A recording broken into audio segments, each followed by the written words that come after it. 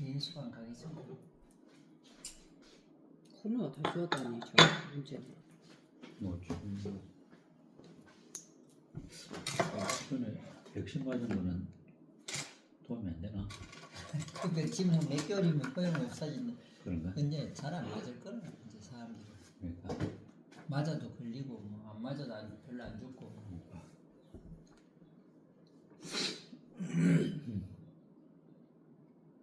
같이 기도하겠습니다.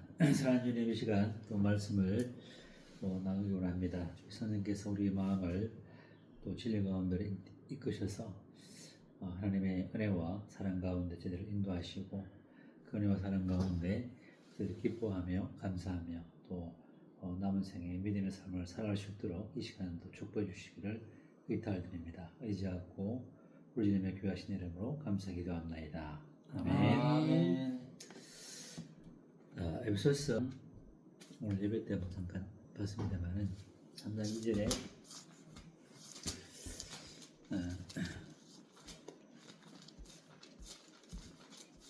에베소서 3장 2절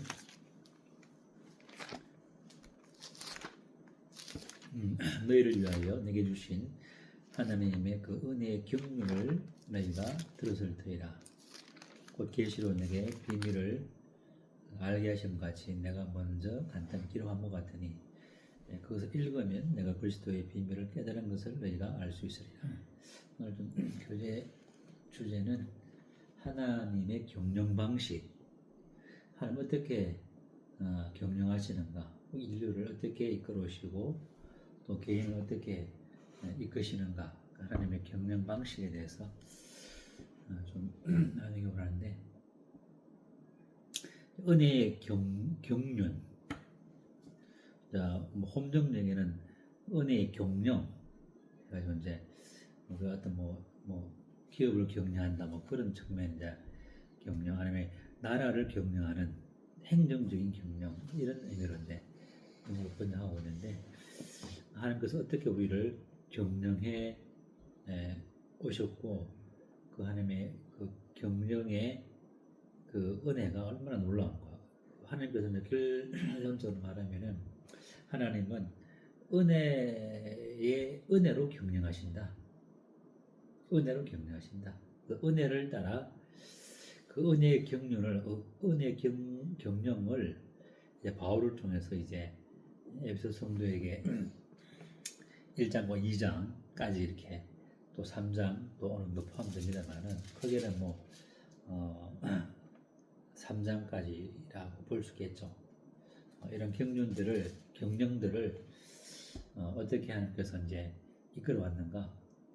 그 은혜의 경영의 그 점진성과 그 은혜의 경영의 점점 이렇게 커지는 우리를 거듭나게 하시고 또 우리를 이제 연합 가운데 두시고 또 영원한 그 하나님의 영광 가운데 이끄시고 그 영광 가운데서 우리가 누릴 복들이 무엇인가를 점점점 하나님의 은혜의 경영이 처음에는 이제 작은 구름 한 조각 같았는데 그 구름 조각이 더 손바닥만한 그 구름 조각이 큰 이제 구름이 되고 그 큰 구름이 하늘을 뒤덮여서 이 땅에 은혜의 비가 내리는 것처럼 하나님의 은혜의 경영도 참 점점점 이렇게 더 넓어지고 커지고 높아지는, 그래서 그 사랑의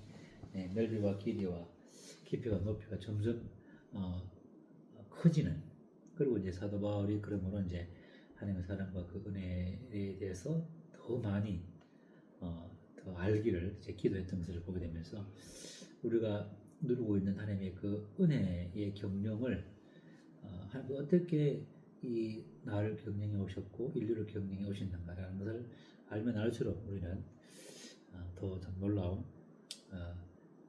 은혜를 누리게 되시고 참 그 은혜에 합당한 어떤 감사의 삶을 또 살 수 있는 것을 보게 되십니다.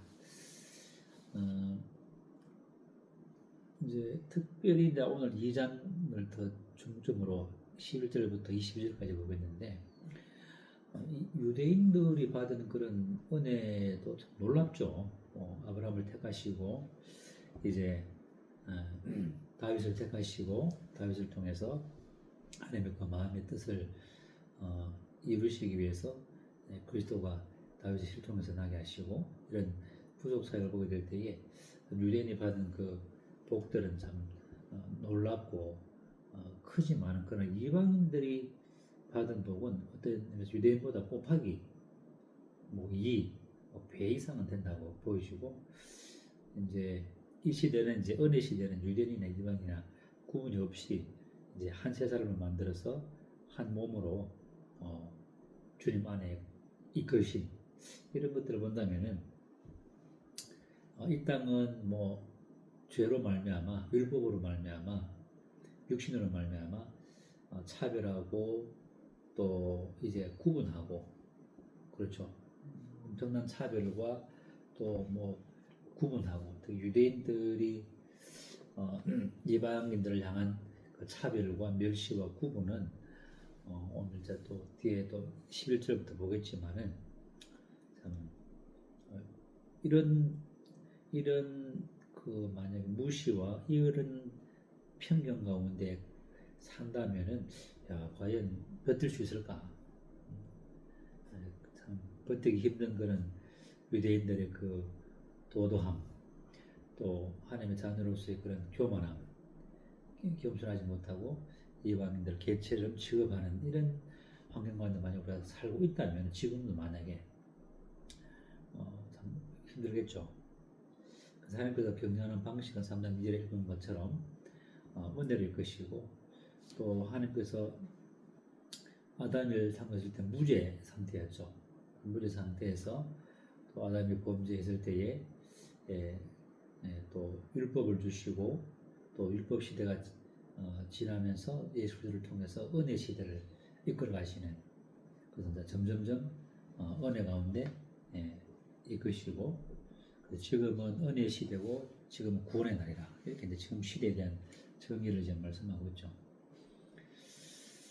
바울을 이끄신 하나님 또 그 하나님의 은혜를 보게 될 때 참 너무나 놀랍죠. 이 바울을 통한 이방인에게 베푸신 그 청량할 수 없는 그 하늘에 다함이 없는 쌓아둔 은혜 여기서 보게 되면 하늘에 속한 모든 신령한 복들을 바울을 통해서 이제 계시를 통해서 우리에게 나타내 보이시는데 하나님의 그 경영들을 이 바울을 이끄신 하나님의 그 은혜 그가 가말레알 문화에서 엄한 율법의 그러한 교육을 받고 율법에 대해서 흠이 없다고 한 그런 사람이 주님을 만나서 변화되고 참으로 이제 아라비아 사막에서 3년 동안 주님과 사귐 가운데 안독에서 이제 세계 선교의 파송을 받고 또 마지막에는 로마 감옥에 갇혀서 수많은 서신서를 썼죠. 전기 서신과 후기 서신을 쓰시면서 하늘의 그 비밀의 경륜, 그 은혜의 경영, 엄청난 그런 이제 만약 그림으로 그린다면은 어떨까? 지금 정선에 뭐 그 유명한 그림이 있죠.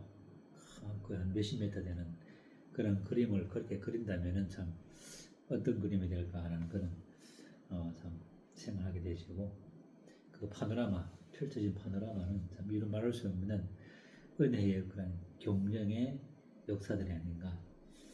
물론 뭐 시스티나 성당에 가면은 이제 뭐 창조부터 해가지고 구원에 대한 그런 십자가의 죽음과 부활이 있지만은 부활 이후의 그 영광들에 대해서 더 그림이 참 필요한 것이 아닌가 생각되십니다. 그래서 이 바울을 통한 이 은혜, 그가 구원받은 것도 은혜고 고난받은 것도 은혜고 이 하나님의 비밀의 경명들을 그에게 이제 나타내 보이시고자 그를 구원하신 하나님의 은혜. 우리도 마찬가지죠. 이방인던 저들이 어떻게 이 바울이 우리에게 계시 주신 은혜 경영 속으로 이끄셨는지 이거는 뭐 우리가 뭐 기절초동하고 상상을 초월하는 그런 은혜죠. 우리는 사도 바울이 디모데에게 말한 것처럼 디모데 후서 2장 1절에 그리스도 예수 안에 있는 은혜 가운데 강하라. 강해진다 이렇게 말했죠. 그래서 우리를 거듭나게 하시고 죄인된 이방인이니 거듭나게 하시고 또 하나님의 자녀 아들들로 이렇게 이끄시는 이와 같은 하나님의 은혜 가운데 이끄시는 경영의 방식들은 참 놀랍죠. 하나님의 경영은 율법이나 채찍질이나 그런 심판이 아니라 은혜로 항상 은혜 가운데 끝까지 오래 참으시는 가운데 은혜로 경영하신다. 이런 것을 보게 되면 참 감사를 드리게 되십니다. 그렇다면 이제 은혜로 우리를 이방인들을 이끄신 하나님의 그런 경영의 방식, 그 이방인들이 이전에 이방인을 쓸 때의 그런 상태와 변화된 이방인들의 신분과 상태가 무엇인가를 한번 좀 살펴보므로 우리가 받은 은혜를 다시 한번 헤아려 보면 좋겠다는 생각이 듭니다. 2장 11절에 보게 되면은 그러므로 생각하라 너희는 그때에 구원받기 이전이죠. 육체로는 이방인이었죠. 유대인이 봤을 때는 이방인이었고 또 19절에 보게 되면 19절 외인이요 나그네였다. 참 이방인이고 외인이고 나그네였다. 정처 없이 떠도는 나그네. 뭐 아브라함은 뭐 하늘을 바라보면서 이제 유리했지만은 하늘 번영을 바라보고 갔죠. 그러나 이방인들은 뭐 그런 소망이 없는 거예요. 소망도 없고 그냥 뭐 아무 목적 없는 나그네. 그 목표 없는 나그네. 이건 진짜 슬픈 인생이죠. 또 외인으로서 이방인으로서 이런 취급을 받았죠. 참 슬픈 그런 이 땅에서 진짜 전혀 소망이 없는 또 어떤 면에서는 그 다음에 이제 11절에 보면은 중간에 육체로는 이방인이요 손으로는 육체에 행한 할례를 받은 유대인들에 대해서는 무할례당이라 할례를 받지 않는 무리야 무할례당이라 칭함을 받는 할례를 받지 않는 저 더러운 이방인 그런 개 같은 이방인 그런 데 무시를 당했죠. 그리고 12절에 그때 너희는 그리스도 밖에 있었고 갈로 밖이죠. 갈로 안에 있는 거 아니라 갈로 밖 그리스도 안에 있는 것이 아니라 갈로 밖에 그리스도 밖에 있었던 철저하게 배제되었던 소외되었던 그런 사람이었다. 또 중간에 약속의 언약들에 대해서는 외인이다. 약속에 대해서는 전혀 어떤 일말의 그런 분깃이 없는 전혀 어떤 약속에 대해서 혜택을 하나님의 은혜의 그 혜택을 받을 수 없는 그런 완전히 배제된 그런 이제 외인이었다. 그 다음에 12절 끝머리 보면 이 세상에서는 소망도 없다. 그러니까 사람이 하나님 없이 죽은 우리 조상들의 그런 옛날에 그 상례를 메고 갈 때에 그 헌화하는 소리와 탄식하는 그런 울음, 부르짖는 그런 절규들 보게 될 때에 소망이 없었죠.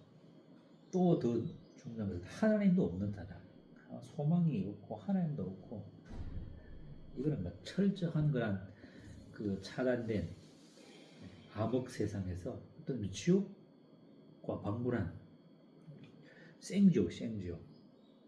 그래서 이 땅을 사람들도 지옥이라고 하잖아요. 생지옥. 이런 지옥 같은 상태에서 지옥 같은 그래서 골로새서는 흑암의 나라 어둠의 권세 아래 거하는 가운데 또 2장 1절부터 3절까지는 뭐냐면은 이제 본질상 이제 진노의 자녀였던 왜냐면 어두운 그 영들을 따라가기 때문에 그 영들을 따라 욕심을 따라 행했고 그러므로 본질상 하는 그 심판의 대상이었던 이런 데 이방이었죠. 이런 것이 우리 과거의 상태입니다. 아까 뭐 이 책에 보면 조선 후기 때 점쟁이 있는데 백사김이라고 참 사람을 속이고 점을 쳐서 돈을 벌었지만은 이제 선교사가 전엔 이 전도지 현장을 통해서 변화받고 모든 것들을 포기하고 이제 이제 비를 먹기 위해서 갔는데 하나님께서 그를 이제 복 주셔서 교회 일꾼이 되게 하시고 놀라운 구원을 이루시는 조선 후기에 이 백사대면 책을 봤는데 이런 우리 조상들이죠. 조선시대 특히 조선시대 우리 조상들의 그 상황은 너무나 무속이 심했고 너무나 무당과의 같은 점쟁이의 괴계 속에 살았던 그런 우리 조상들이죠. 그래서 이런 우리의 상태를 보게 될 때에 이런 미망인들을 어떻게 변화시키는가 19절부터 보게 되면은 또 뿐만 아니라 우리가 어떤 상태냐면은 13절에 하나님도 없는 자였고 이제는 이제 멀리 있었던 자였죠. 멀리 하나님과 멀리 떨어졌던 자였죠. 가까이 질 수 없는 너희 죄가 너희 하나님과 너희 사이를 내었기 때문에 가까이 가고 싶어도 못 가는 그런 이제 멀리 떨어져서 도저히 가까이 갈 수 없는 죄와 허물로 죽어 있었고 죄로 말미암아 하나님을 볼 수 없었던 멀어져 있던 그런 자 사였는데 어떻게 변하느냐 19절에 보게 되면은 이제는 너희는 외인도 아니요 나그네도 아니요 오직 성도들과 동일한 시민이요 하나님의 가족이라. 참 놀랍죠. 이제 외인도 아니라 갈로 밖 사람이 아니라 갈로 안에 있는 사람이다. 나그네가 아니라 집이 있는 하나님의 그 가족으로서 하나님은 우리 아버지로서 우리 주님은 우리의 형님으로서 장자로서 권속이라는 건 이제 차일 하우스홀드 해가지고 가족 하나님의 가족으로서 가족의 우리 안에 아버지와 장자 되신 우리 주님을 바라보면서 또 우리의 시민권은 하늘에 있다. 이 땅의 시민권, 미국 시민권 좋죠. 되게 선진국의 시민권은 힘이 있죠.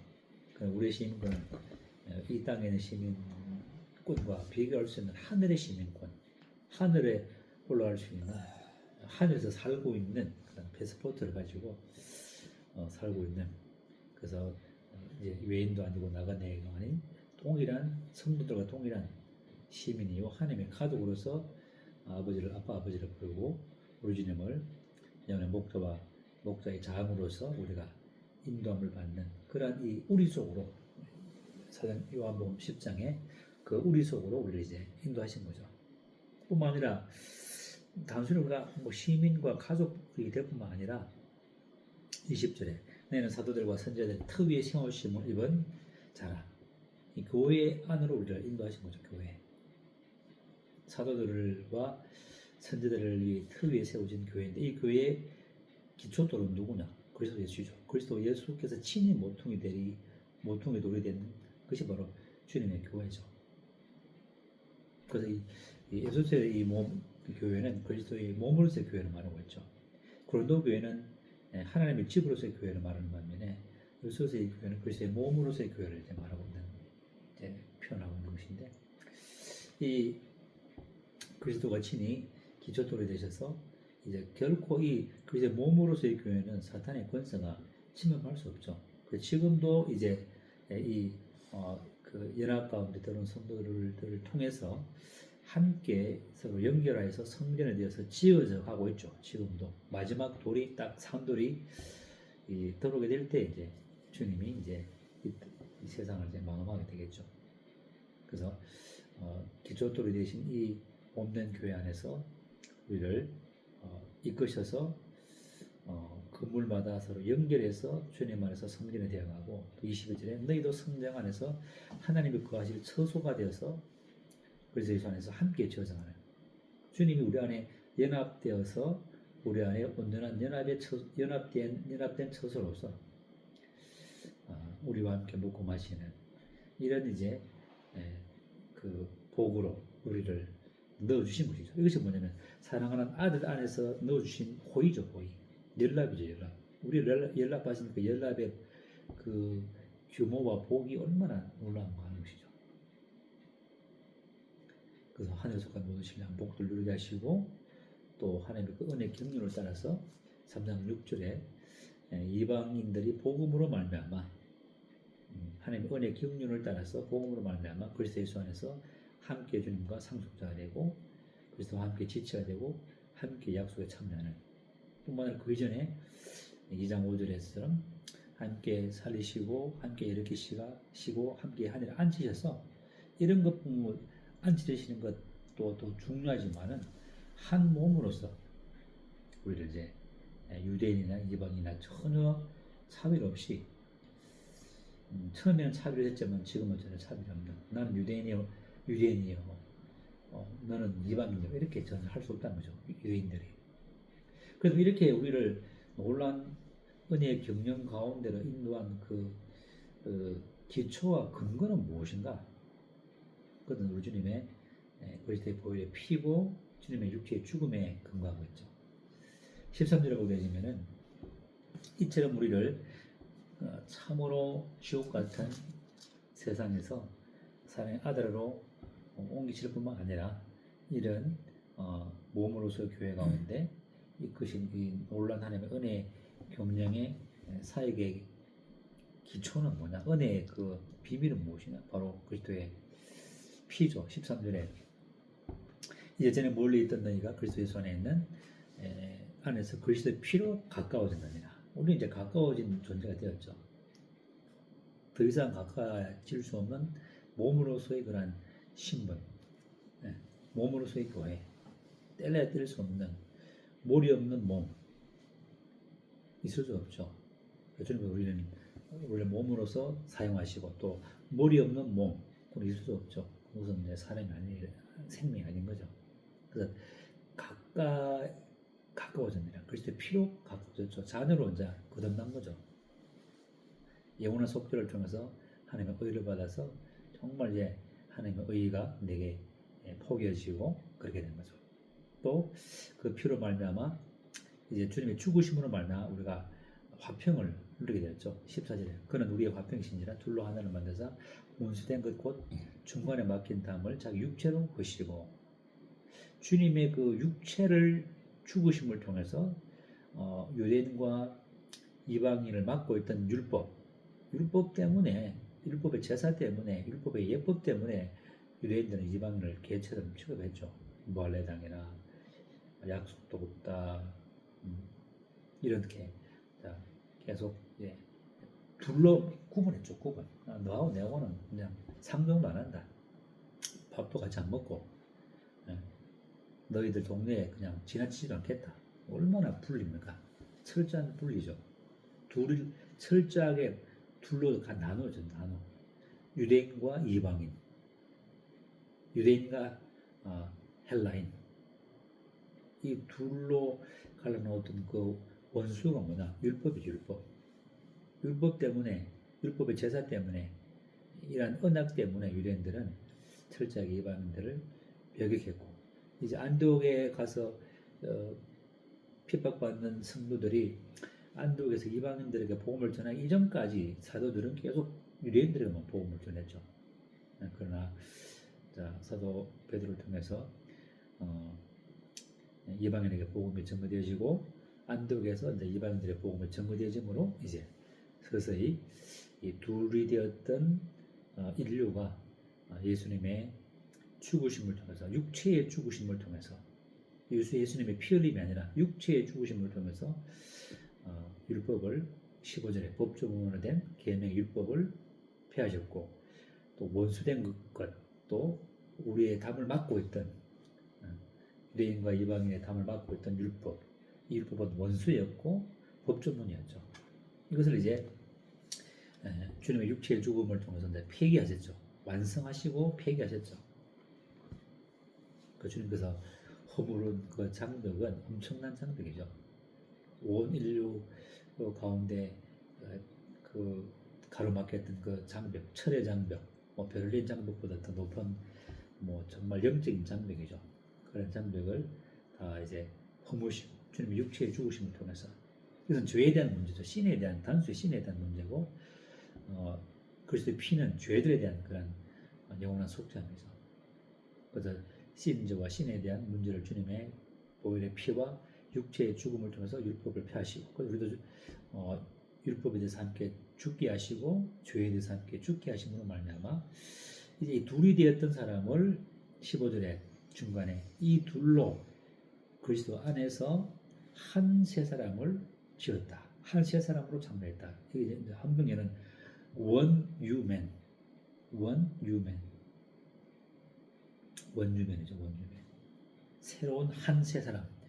아담의 그 창조는와 비교할 수 없는 전혀 새로운 하나님의 글작품으로 새롭게 창조한 죽은 자 가운데서 부활의 생명을 덧입는 그런 권능의 세 사람으로 하늘의 시민권자로서 하나님의 가족으로서 또 더 나아가서 이와 같은 전혀 새로운 유대인과 이방인이 전혀 구분이 될 수 없는 온전한 그리스도의 사람이죠. 이제 사람 한 세 사람 원 뉴맨 올드맨이 있고 뉴맨이 있죠.